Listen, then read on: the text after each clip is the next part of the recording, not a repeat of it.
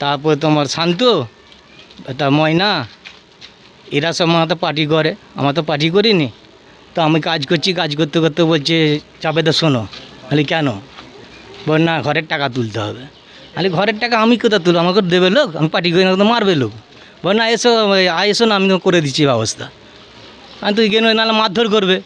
এবার গেনুন, এবার যেতে এবারে দিয়ে দিয়ে থেকে টাকাটা না তুলে দিলে মারধর করবে? হ্যাঁ মারধর করতো, কি কারখানা বন্ধ করে দিত, এমন একটা পজিশান ছিল। তারপরে এবারে তুই গেল যে এবার দল বেঁধে বিট্টু ফিট্টু সবাই গেনুন, আমরা সব পাড়াতে, আমি একা নাই, সব সে ছিল গেনুন। কেউ দিচ্ছে, কারণ নেই, কাল পরশু এরম বলছে।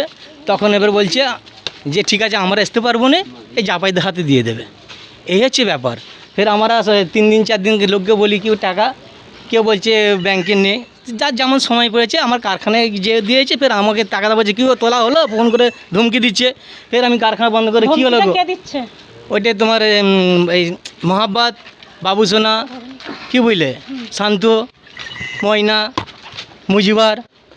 তা আমি ফের কারখানা বন্ধ করে আমি সব টাকা তুলে কারখানায় রাখছি, বাবুরা আসছে নিয়ে যাচ্ছে। আমাদের পাড়ার ছেলে সবাই ছিল, এই জিজ্ঞেস করুন, এই হচ্ছে আপনি কি ব্যাপার। কোনো রাজনৈতিক দলে যুক্ত ছিলেন? না, রাজনীতি চুক্তি ছিল নি বলে, হ্যাঁ হঠাৎ ওই জন্যই মনে কথা আমার চেপে ধরে না করলে কারখানা বন্ধ করে দেবে, মারধর করবে। সেই ভয় আপনি সেই ভয়ে আমাকে টাকাটা তুলে কার হাতে দিলেন?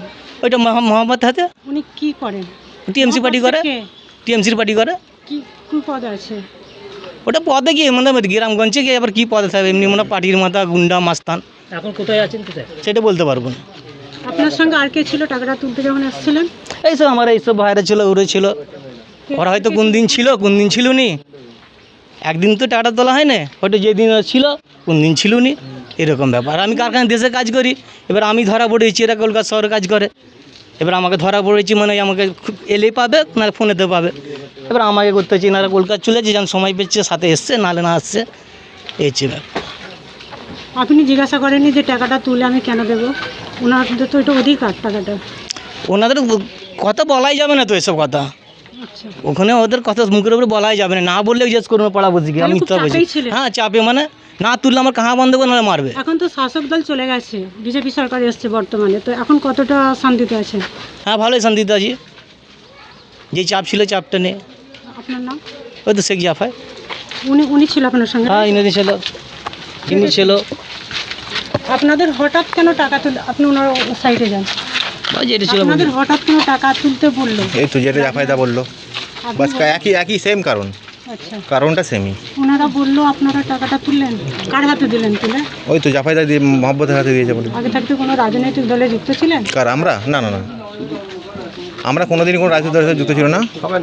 বাকি ওই জাফায়দার নাম বললো, মুজিবর বললো, মহব্বত বললো, তারপর সাহাবুল, এদের নাম যেগুলো বললো, এর সাথে যুক্ত। আপনারা কি কোনো চাপে তুলেছিলেন না? আপনি নিজের ইচ্ছায় 100% তুলেছিলেন? চাপ না নিয়ে ইচ্ছে কেন টাকা তুলতে যাবে কেউ?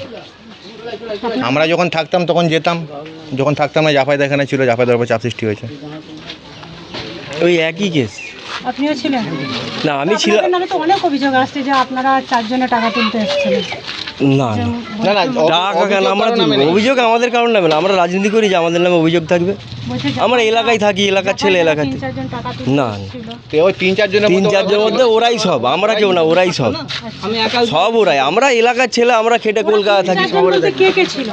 ওই তো শান্তু, মুজিবার, তোমার মোহাব্বত, ময়না, বাবুসোনা, আচ্ছা, ওই তো সাহাবুল, এরা 3-4 জন আমাদের এখানে তুলে নিত।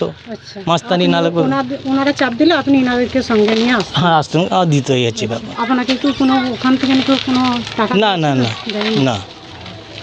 আচ্ছা।